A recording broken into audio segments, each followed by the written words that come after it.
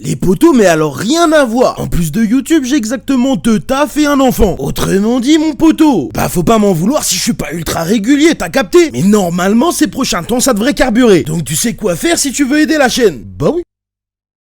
Comment ça va les potos? Concrètement, qu'est-ce que vous attendez d'un animé? Ou plutôt, qu'est-ce qui fait qu'un animé vous plaît ou pas? Personnellement, et parmi beaucoup de choses, j'aime que les personnages soient bien développés. Alors dit comme ça, c'est très vaste. Parce qu'il s'agit pas seulement qu'ils aient une story. Ça compte, mais c'est un ensemble. On peut aussi inclure l'évolution de la psychologie du personnage, ses doutes, sa remise en question, tout ça on peut également l'inclure. En bref, pour moi, tout ça contribue à avoir un bon personnage. Par contre, ça veut pas dire qu'il faut que toutes les cases soient remplies. Pour l'exemple, prenons Ketil dans Vinland Saga. Il a très peu, voire pas du tout de flashback. Pourtant, c'est un personnage torturé avec des objectifs plus ou moins nobles qu'on a aimé puis détesté. Et donc c'est selon moi un bon personnage. Mais nous, ce qui nous intéresse aujourd'hui, c'est les personnages à qui il manque quelque chose. Et vous verrez que dans certains cas, on va parler de personnages qu'on peut quand même apprécier. Typiquement Zoro, qui est un personnage apprécié par la fanbase. Et même moi, je l'aime bien, soit dit en passant. Mais le développement, il est nul. Ah oui, faut le dire. Après, c'est le cas pour 90% des personnages de One Piece. Mais bon, je vais éviter de tous les citer, mais je vous en réserve un quand même. Non, parce que les fanboys de One Piece, ils font un peu trop les malins à mon goût. Bon, on y va.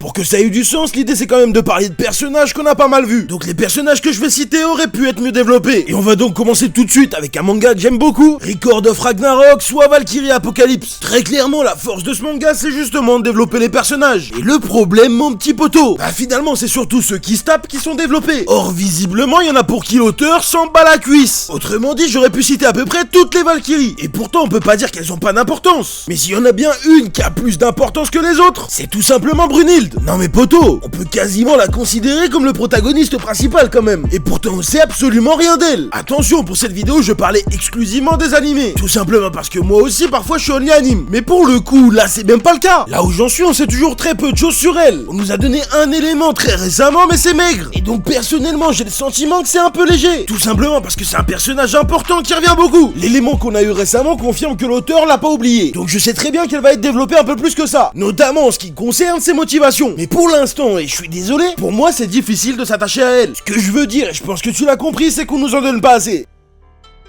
T'as compris le concept, donc on continue, et ce coup-ci on va parler des SNK. Alors l'attaque des titans c'est particulier. On est à peu près tous d'accord pour dire que c'est un chef-d'œuvre. Peut-être même parfois un peu trop au point qu'on en oublie ses défauts. Typiquement au niveau développement de personnages, SNK c'est loin d'être fameux. Alors oui, certains me parleront des reines et d'autres de Reiner. Mais faut voir aussi le nombre de personnages qui n'ont pas avancé, ou qui n'ont tout simplement pas eu de développement en fait. Après, est-ce que c'est parce que l'auteur a la fâcheuse tendance à transformer ses personnages en apéricube? Peut-être, moi je suis pas dans sa tête. Mais pour autant, il y a notamment un personnage qui a survécu pendant quasiment tout le long de l'histoire. Un personnage qui semblait avoir de l'importance parce qu'on nous l'a présenté relativement rapidement. Parce qu'il a un rôle particulier dans l'œuvre. Et parce qu'il semblait éventuellement avoir un rôle à jouer auprès de notre trio. Les plus perspicaces d'entre vous l'ont peut-être déjà compris, je parle évidemment du commandant Pixies. Clairement, et ça n'engage que moi, j'ai un sentiment de déception concernant ce personnage. Notamment pour toutes les raisons que je viens de te donner. Il y avait mieux à faire. En fait, j'ai tout simplement l'impression que l'auteur ne savait pas quoi en faire. C'est comme s'il comptait lui donner un rôle mais qu'il avait changé d'avis en cours. On parle quand même d'un book qui sur le papier a autant d'importance qu'Erwin. Et pourtant, il n'y a pas débat sur l'importance de chacun. Par exemple, il aurait pu incarner la sagesse de manière plus significative. Même si c'est pas le même bataillon, il aurait pu être une sorte de guide pour Armin. Faut pas oublier qu'il a pris une décision importante et qu'il aura quand même sauvé le boule. Et après ça, quasiment plus rien. Vraiment, je me répète, mais il y avait mieux à faire. En bref, j'ai personnellement été déçu du traitement de Pixies. C'est pas le seul dans ce cas, et d'ailleurs, on va parler de One Piece.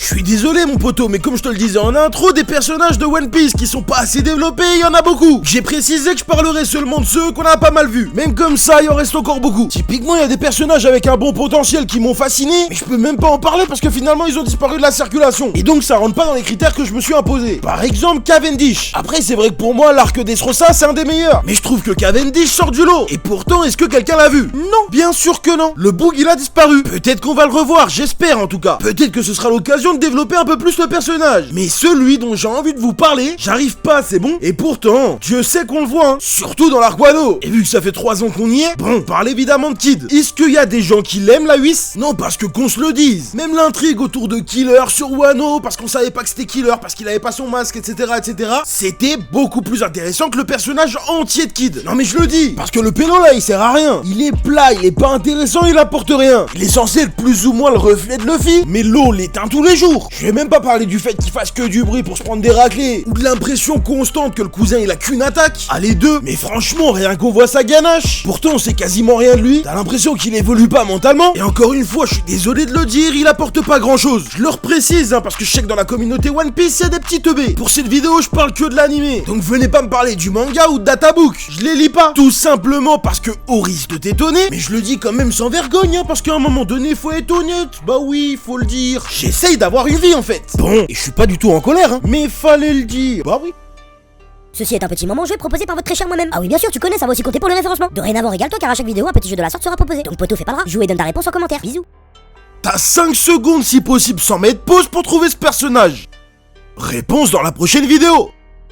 Je pense que le fait d'aimer réellement un manga n'empêche pas forcément de voir ses défauts. Et donc mon poteau, je vais te parler de Demon Slayer. Parce que même si j'estime que c'est une des forces principales de l'œuvre, il reste quand même quelques personnages que la mangaka n'a malheureusement pas pris le temps de développer. Et il y en a un en particulier qui pourtant joue un rôle très intéressant. Je parle du premier maître de Tanjiro, qui est quasiment, on peut le dire, un père de substitution pour le frère et la sœur. Évidemment, il s'agit d'Urokodaki Sakonji. Personnellement, le fait qu'on voit pas son visage dans l'œuvre, ça m'en cogne une sans faire bouger l'autre. Comme on dit par chez moi. Pas du tout. En revanche, je dois admettre que je m'attendais à plus. Comme je le disais juste avant, c'est vrai qu'il joue un rôle intéressant, mais pour moi, c'est pas suffisant. Par exemple, on aurait pu nous dire pourquoi il a pris sa retraite, ou bien quel type de démon il a affronté si par exemple il a eu affaire à des lunes inférieures. Globalement, je l'avais dit dans une ancienne vidéo, mais je trouve que ça manque d'informations sur les formateurs. À part sur lui et Jigoro Kuwajima, on n'a pas beaucoup d'éléments. Typiquement, le formateur de Zenitsu est pas si mal développé pour un personnage qu'on croise jamais dans l'œuvre. Mais encore une fois, je parle que de l'animé, en l'occurrence Urokodaki Sakonji, on l'a vu. Donc il y a des informations en plus qu'on aurait pu nous donner. On pourrait même aller plus loin dans le rôle qu'il aurait pu jouer. Vu que le démon main ne permet clairement pas de juger sa puissance, je m'attendais à ce qu'on le voit en action tôt ou tard. Autrement dit, il aurait pu jouer un rôle encore plus concret dans l'évolution de Tanjiro. D'ailleurs, le protagoniste considère presque plus Uzui Tengen et Kyujuro Rengoku comme des sensei. Et même si c'est plus ou moins l'ordre naturel dans un shonen, on aurait pu être surpris à ce niveau-là. En bref, Urokodaki est un beau personnage, mais comme les autres, c'est pas suffisant.